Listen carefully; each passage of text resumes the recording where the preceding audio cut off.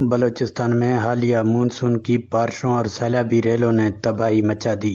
پہاڑی علاقوں سے آنے والے سیلابی ریلوں نے کئی انسانی جانوں کو نقصان پہنچایا۔ ہزاروں مکانات تباہ ہو گئے، لاکھوں کی تعداد میں مال مویشی برساتی پانی میں بہہ گئے۔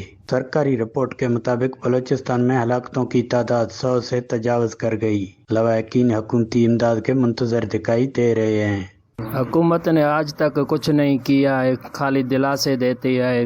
دیوار گر گئی ہے، بچہ مر گیا ہے، بہت نقصان ہو گیا۔ ابھی تک پانی گھر میں کھڑا ہوا ہے، کوئی نکلنے والا نہیں ہے۔ بلوچستان کے مختلف علاقوں کی طرح جعفر آباد میں بھی بارشوں کی تباہ کاریوں سے لوگ کھلے آسمان تلے زندگی گزارنے پر مجبور ہیں۔ بارش متاثرین نے حکومت سے فوری امداد کی اپیل کی ہے۔ حکومت کاش نودا بالکل تباہی بھی تھی میں چک دشے پدریاں نشتیاں شو گند گئے سمویا جگڑی میں کتگاں میں مال شدگاں جو ورگ دانا سال ایرا آماند میسو شدا کا شاید میں گرانے حکومت کسے نے ہاتھ کا نہیں دمار کسے پول دکو میں مدار نقصان یہاں ٹرپڑ شدگاں آفا سیلا پا ہورا ہم حکومت چنڈا سا امداد نے ما غریبوں گند والا تاندہ دا سے تاندہ ناسی مارے چینے سے۔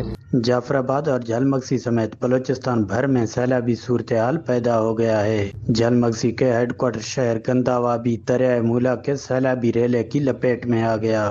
دریائے مولا کے سیلابی ریلے نے جعفر آباد کے مغربی علاقے بھی اپنے لپیٹ میں لے لیے۔ ضرورت اس امر کی ہے کہ حکومت ہنگامی طور پر بارش متاثرین کی مالی مدد کرے تاکہ بارش متاثرین کے مشکلات میں کمی آ سکے۔